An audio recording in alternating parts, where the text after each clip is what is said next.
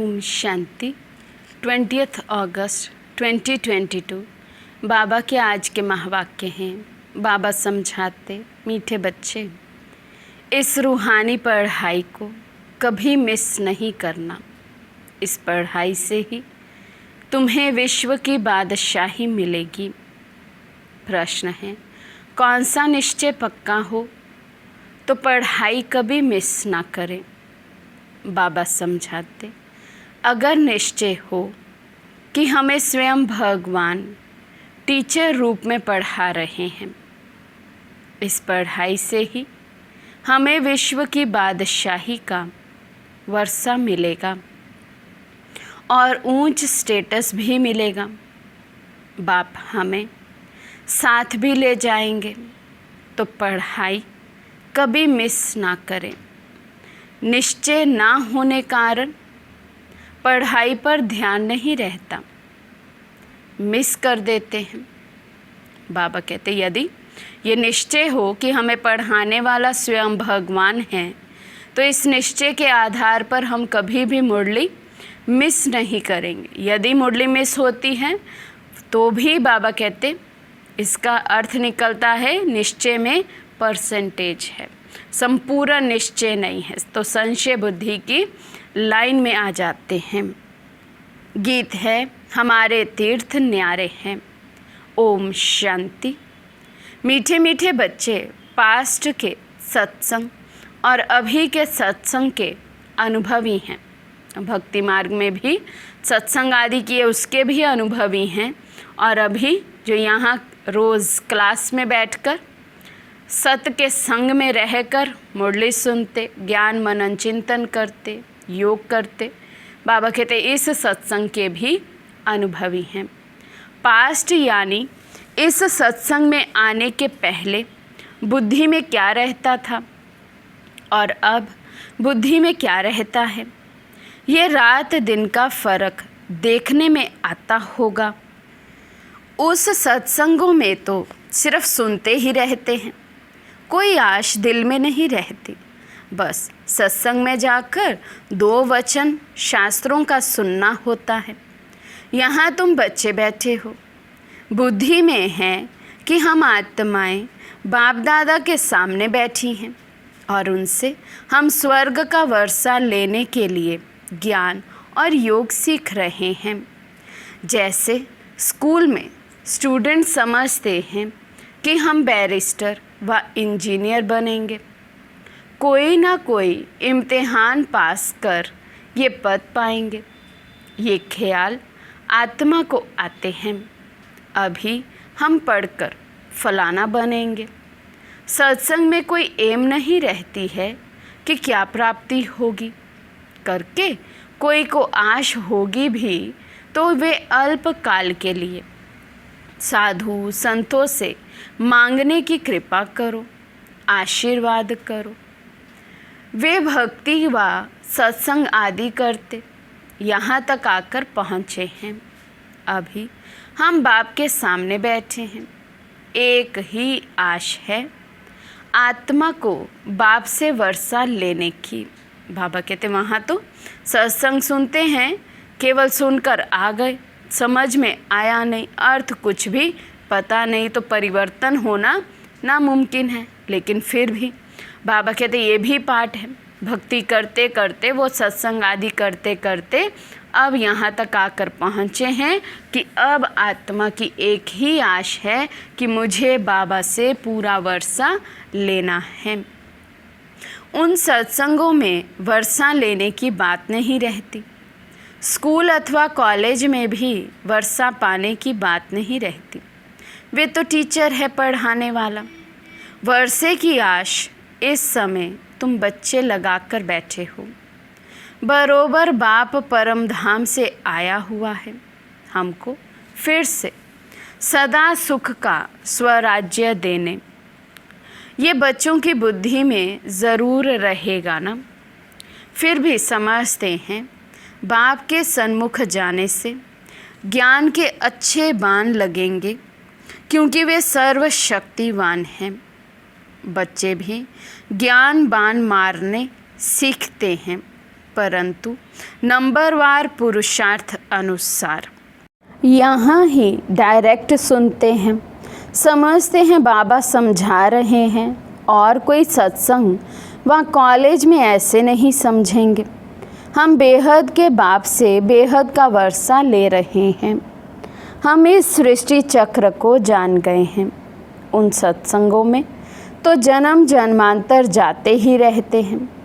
यहाँ है एक बार की बात, भक्ति मार्ग में जो कुछ करते वे अब पूरा होता है। उनमें कोई सार नहीं है, तो भी अल्पकाल के लिए मनुष्य कितना माथा मारते हैं। तुम बच्चों की बुद्धि में रहता है, हमको बाबा पढ़ा रहे हैं। बाबा ही बुद्धि में याद आएगा और अपनी गवाई हुई राजधानी याद आएगी। अभी हम जितना पुरुषार्थ करेंगे बाबा को याद करेंगे और ज्ञान की धारणा में रहेंगे, औरों को भी ज्ञान की धारणा कराएंगे, उतना ऊंच पद पाएंगे। ये तो हर एक की बुद्धि में है ना।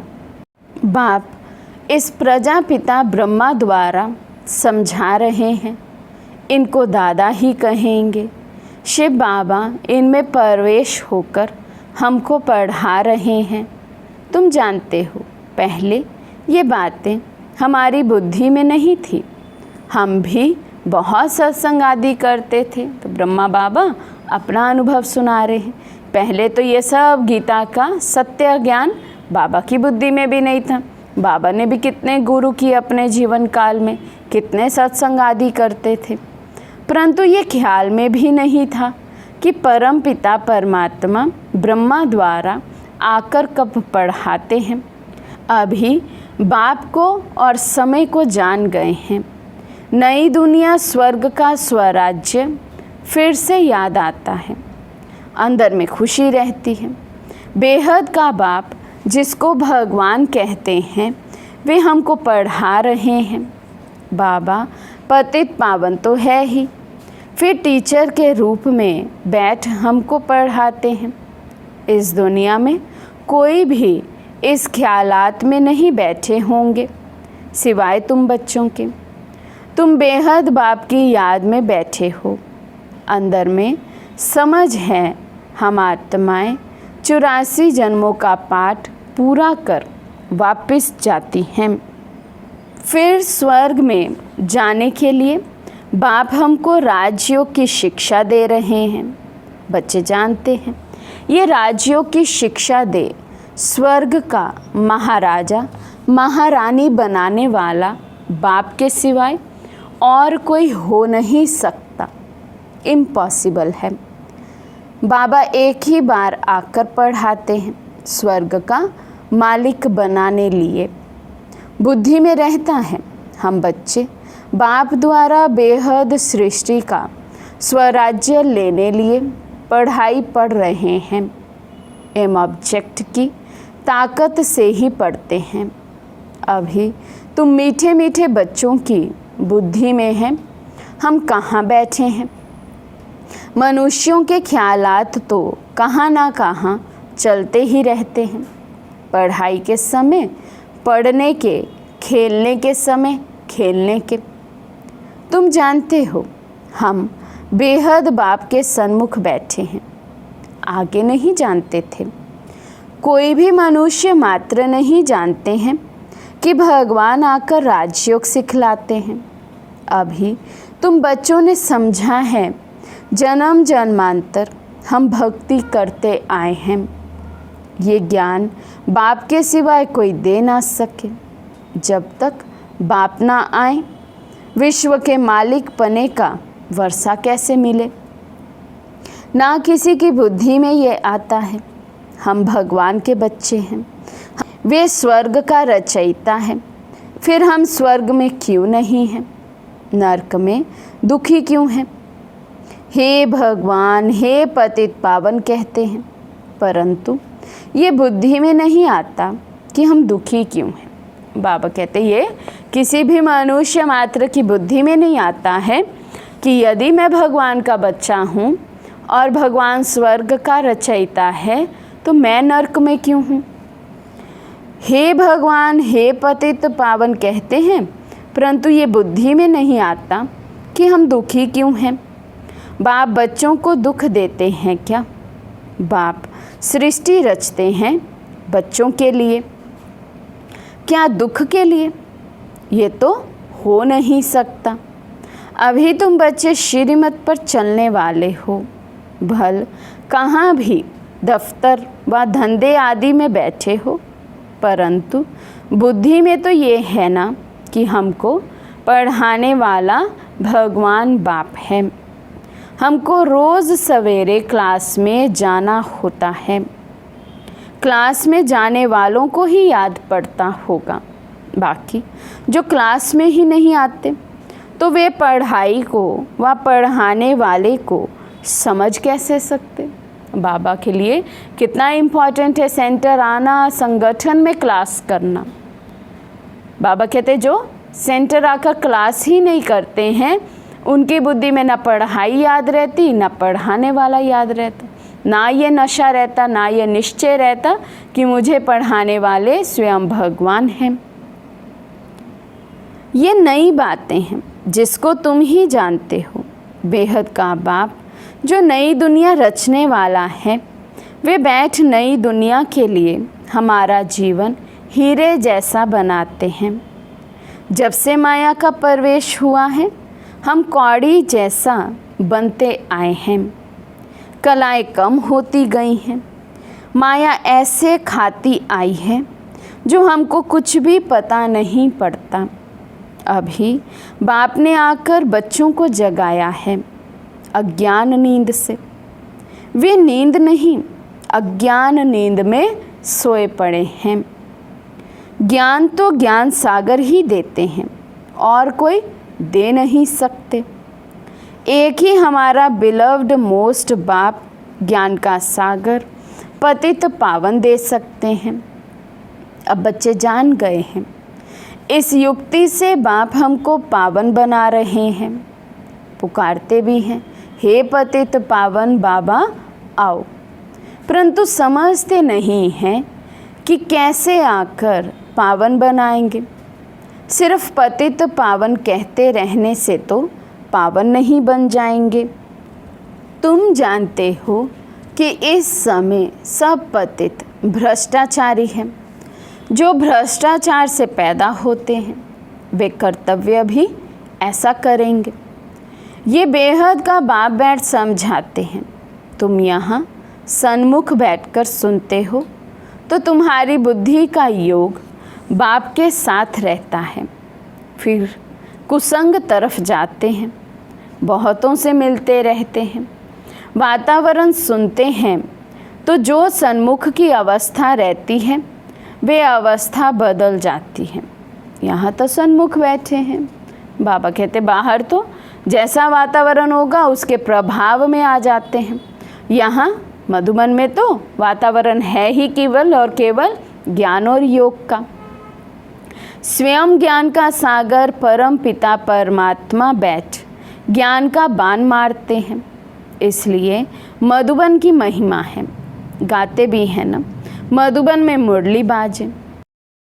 मुरली तो बहुत स्थानों पर बजती है, परंतु यहाँ सन्मुख बैठकर समझाते हैं और बच्चों को सावधानी भी देते हैं। बच्चे खबरदार रहना, कोई उल्टा सुल्टा संग नहीं करना। लोग तुमको उल्टी बातें सुनाकर डराएं, इस पढ़ाई से ही छुड़ा देंगे। संग तारे कुसंग बोरे, यहाँ है सत बाप का संग। तुम प्रतिज्ञा भी करते हो कि हम एक से ही सुनेंगे, एक का ही फरमान मानेंगे। तुम सबका बाप, टीचर, सतगुरु वो एक ही है। वहाँ तो वे गुरु लोग सिर्फ शास्त्र ही सुनाते रहते हैं, नई बात कोई नहीं। ना बाप का परिचय ही दे सकते, ना ज्ञान की बातें ही जानते। सब नेति नेति कहते आए, हम रचता और रचना को नहीं जानते। जब बाप आते हैं तब ही समझाते हैं। उन कलयुगी गुरुओं में भी नंबरवार है। कोई के तो लाखों फॉलोअर्स हैं। तुम समझते हो हमारा सतगुरु तो एक ही है। मरने आदि की तो बात ही नहीं। ये शरीर तो शिव बाबा का है नहीं। वे तो अशरीरी अमर हैं। हमारी आत्मा को भी अमर कथा सुनाए अमर बना रहे हैं। अमरपुरी में ले जाते हैं, फिर सुख धाम में भेज देते हैं। निर्वाण धाम है ही अमरपुरी। अभी तुम्हारी बुद्धि में रहता है हम आत्माएं शरीर छोड़कर जाएंगी बाप के पास। फिर जिसने जितना पुरुषार्थ किया होगा उस अनुसार पद पाएंगे। क्लास ट्रांसफ़र होता है। हमारी पढ़ाई का पद इस मृत्यु लोक में नहीं मिलता है। ये मृत्यु लोक फिर अमर लोक बन जाएगा। अब तुमको स्मृति आई है कि हमने सतयुग त्रेता में 21 जन्म राज्य किया, फिर द्वापर कलयुग में आए। अब ये हमारा अंतिम जन्म है। फिर हम वापस जाएंगे वाया मुक्ति धाम होकर, फिर सुख धाम में आएंगे। बाप बच्चों को कितना रिफ्रेश करते हैं। आत्मा समझती है कि हम 84 के चक्र में आते हैं। परमात्मा कहते हैं मैं इस चक्र में नहीं आता हूँ। मुझ में इस सृष्टि चक्र का ज्ञान है। ये तुम जानते हो कि पतित पावन बेहद का बाप है, तो वे बेहद को ही पावन करने वाला होगा ना। कोई मनुष्य बेहद का बाप हो ना सके। वे बेहद का बाप एक ही है। तुम जानते हो हम आत्माएं वहाँ की रहने वाली हैं। वहाँ से फिर शरीर में आते हैं। पहले पहले कौन आया पाठ बजाने, ये तुम समझते हो। हम आत्माएं निराकारी दुनिया से आई हैं पाठ बजाने। इस समय तुम बच्चों को नॉलेज मिली है कैसे नंबरवार हर एक धर्म वाले अपने पाठ अनुसार आते हैं। इसको अविनाशी ड्रामा कहा जाता है। ये किसी की बुद्धि में नहीं है। हम बेहद ड्रामा के एक्टर हैं। ना बेहद की हिस्ट्री ज्योग्राफी को, ना अपने जन्मों को ही जानते हैं। बाबा तुमको कितना रिफ्रेश करते हैं पुरुषार्थ अनुसार। कोई तो बड़ी खुशी में रहते बाबा हमको सत्य ज्ञान सुना रहे हैं, और कोई मनुष्य मात्र ये ज्ञान दे नहीं सकते। इसलिए इसको अज्ञान अंधेरा कहा जाता है। अभी तुम जानते हो हम अज्ञान अंधेरे में कैसे आए, फिर ज्ञान सोजरे में कैसे जाना है, ये भी नंबरवार समझ सकते हैं। घोर अंधेरा और घोर सोजरा किसको कहा जाता है, ये अक्षर बेहद से लगता है। आधा कल्प रात आधा कल्प दिन, व समझो सांझ और सवेरा, ये बेहद की बात है। बाबा आकर सभी शास्त्रों का सार समझाते हैं। ये जो दान पुण्य करते हैं, शास्त्र पढ़ते हैं, उससे तो अल्पकाल का सुख मिलता है। बाप कहते हैं मैं इनसे नहीं मिलता हूँ। जो मैं विश्व का मालिक उन्हों को बनाऊं। ये भी समझते हो कि सब विश्व के मालिक बन नहीं सकते। मालिक वे बनते हैं जिन्हों को बाप पढ़ाते हैं। वही राजयोग सीख रहे हैं। सारी दुनिया तो राजयोग नहीं सीखती है। कोटों में कोई ही पढ़ते हैं। कई तो 5-6 वर्ष 10 वर्ष राजयोग सीखते फिर भी पढ़ाई छोड़ देते हैं। बाप कहते हैं माया बहुत प्रबल है, बिल्कुल ही बेसमझ बना देती है, फारकती दे देते हैं। कहावत है ना, आश्चर्यवत बाप का बनंती कथंती फिर फारकती देवंती। बाप कहते हैं उनका भी दोष नहीं है, ये माया तूफान में ले आती है। ऐसी सजनियाँ जिनको श्रृंगार कर स्वर्ग की महारानी बनाते हैं, वे भी छोड़ देती है। फिर भी बाप कहते हैं जिनसे सगाई की उनको याद करना है, याद कोई फट से ठहरेगी नहीं। आधा कल्प नाम रूप में फंसते आए हो, अब अपने को आत्मा समझ बाप को याद करो, बड़ा मुश्किल है। सतयुग में तुम आत्म अभिमानी बनते हो, परंतु परमात्मा को नहीं जानते हो। परमात्मा को सिर्फ एक ही बार जाना जाता है। यहाँ तुम देह अभिमानी आधा कल्प बन जाते हो, ये भी नहीं समझते हो। आत्माओं को ये शरीर छोड़ दूसरा शरीर ले पाठ बजाना है, फिर रोने की दरकार नहीं। जब बाप द्वारा सुख धाम का वर्षा मिल रहा है तो क्यों ना पूरा अटेंशन दें। बाबा कहते सुख धाम का वर्षा मिल रहा है और केवल ये थोड़ा सा समय बचा हुआ है, तो क्यों ना इस बचे हुए थोड़े से समय पर अपने पर इतना अटेंशन दें कि फुल वर्षा बाप से ले सकें। अच्छा, मीठे मीठे सिकिलोदे बच्चों प्रति माता पिता बाप दादा का याद प्यार और गुड मॉर्निंग। रूहानी बाप की रूहानी बच्चों को नमस्ते।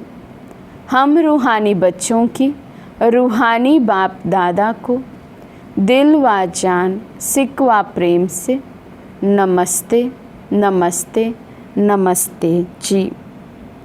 धारणा के लिए मुख्य सार। फर्स्ट पॉइंट, एक बाप के ही फरमान पर चलना है, बाप से ही सुनना है। मनुष्यों की उल्टी बातें सुन उनके प्रभाव में नहीं आना है, उल्टा संग नहीं करना है। सेकंड पॉइंट, पढ़ाई और पढ़ाने वाले को सदा याद रखना है। सवेरे सवेरे क्लास में ज़रूर आना है।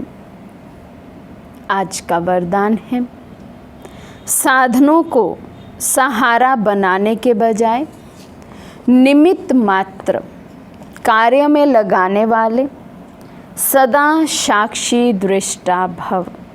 साधनों को सहारा बनाने के बजाय निमित्त मात्र कार्य में लगाने वाले सदा साक्षी दृष्टा भव।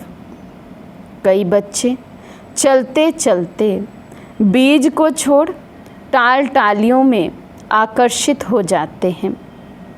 कोई आत्मा को आधार बना लेते और कोई साधनों को, क्योंकि बीज का रूप रंग शोभनिक नहीं होता और टाल टालियों का रूप रंग बड़ा शोभनिक होता है। माया बुद्धि को ऐसा परिवर्तन कर देती है जो झूठा सहारा ही सच्चा अनुभव होता है। इसलिए अब साकार स्वरूप में बाप के साथ का और साक्षी दृष्टा स्थिति का अनुभव बढ़ाओ। साधनों को सहारा नहीं बनाओ, उन्हें निमित्त मात्र कार्य में लगाओ। स्लोगन है, रूहानी शान में रहो तो अभिमान की फीलिंग नहीं आएगी। रूहानी शान में रहो तो अभिमान की फीलिंग नहीं आएगी। अच्छा, ओम शांति।